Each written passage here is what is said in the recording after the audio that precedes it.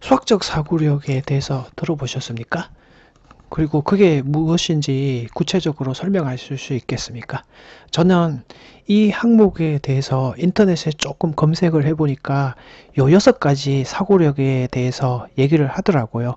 그리고 이 항목에 맞게 제가 문제 하나를 풀이를 해드리면서 여기 화면에 적혀 있는 이 6가지 요거에 대해서 설명해 드리도록 하겠습니다. 자, 보시죠. 2017년도 가형 30번 문제입니다. 자, 이거 되게 유명한 문제였습니다. 정답률이 여기 3% 정도라고 되어 있었죠. 자, 이 문제는 정답률도 낮지만 킬러 문제로서 흔히 보이지 않는 요 그래프를 보고 극대 극소를 파악해야 되는 그런 문제입니다. 제가 풀이를 1, 2, 3, 4, 5번 단계로 풀이를 해 보았습니다. 가번 조건으로부터 4차 함수 그래프가 뭐 이렇게 될 수밖에 없다는 것을 추리를 해서 알아내셔야 되고, 두 번째 단계는 이 그래프로부터 나온 그 사실을, 그러니까 이 직선의 방정식을 빼서 그러면 중건을 가질 수밖에 없다라고 해서 이 결론을 이끌어낸 다음에, 그리고 나번 조건을 사용하기 위해서 양변을 미분을 해서 이렇게 이끌어냈습니다. 그 다음 단계는 요게 어차피 평행이동해도 이 사항이 다 성립하기 때문에 원점으로 이렇게 옮겨주는 과정이 4번이 되고요. 마지막으로 3차 함수 비율 관계를 통해서 계산을 줄여서 마지막에 그래서 이 m의 값을 이제 극대값을 취함으로써 이렇게 답이 216이 나오는 그런 문제였습니다. 자, 그러면은 제가 초반에 말씀드린 그 6가지 항목 중에서 5가지 항목에 맞추어서 설명을 해드리고 수학 공부를 할 때 어떻게 해야 되는지 방향도 제시해 드리도록 하겠습니다. 제가 첫 번째로 말씀드린 게 논리적 사고력이었죠.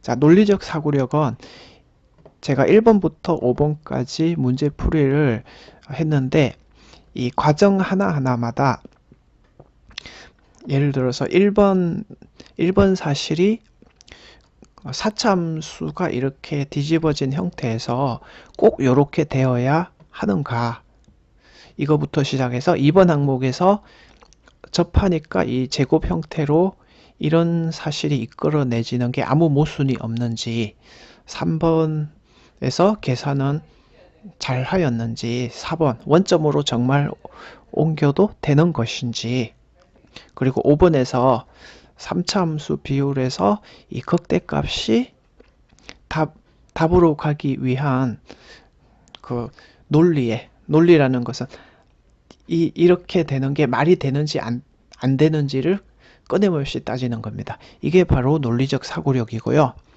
자, 두 번째 항목, 계산과 문제 해결력입니다.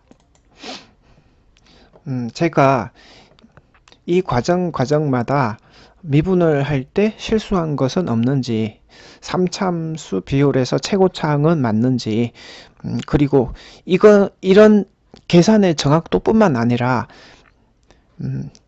그 3차 함수 비율을 쓰면은 계산이 줄어들죠.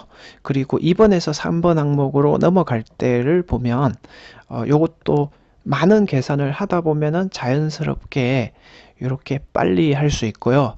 그리고 3번에서 4번으로 넘어갈 때도 원점으로 옮겨도 이 극소값이 달라지지 않는다. 자, 이런 항목이 계산 항목이 되겠고요.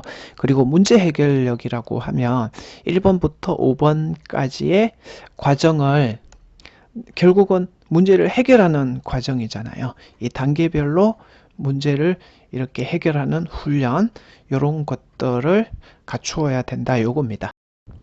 그리고 세 번째, 의사소통 능력 같은 경우에는 수학 문제를 풀기 전에 그 문제가 무엇을 뜻하는지 알아야 됩니다. 이 문제 같은 경우에는 결국 m의 최소값을 구하는 문제잖아요. 이 문제 전체에서 이런 표현들 있죠. 모든 실수에 대해서 이렇게 성립한다는 게 무슨 뜻일까? 그림으로는 그게 어떤 뜻일까? 극대값이 무엇인지, 극대 극소가 되는 x의 개수가 여기 gx의 극도 또는 극소가 되는 것보다 크다는 것이 무슨 뜻인지, 그리고 그거를 이제 식으로 옮겨 적을 수 있는지, 일단은 그 문제에서 표현된 모든 그 수학적인 언어를 이해하는 것을 말합니다. 우선 문제를 이해 못하고 그 수학 문제를 공부한다는 것은 있을 수가 없기 때문입니다. 사실은 그 수학 문제를 이해하기만 해도 저는 반 이상은 그 수학 문제를 풀었다고 봅니다. 다음으로 창의사고력 부분입니다. 사실 뇌과학에서도 창의란 암기가 뒷받침된 상황에서 나오는 것이라고 들었던 기억이 납니다.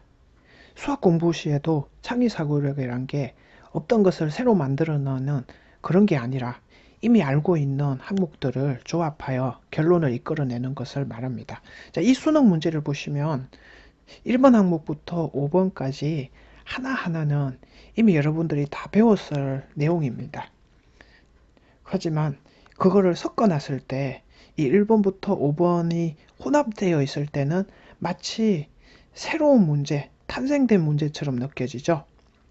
자, 바로 이런 상황에서 이 문제를 해결해 가는 이 능력을 길러야 되고요. 이게 바로 창의사고력입니다. 다음 추론 능력은요. 고난이도 문제를 풀 때 꼭 필요한 능력인데요.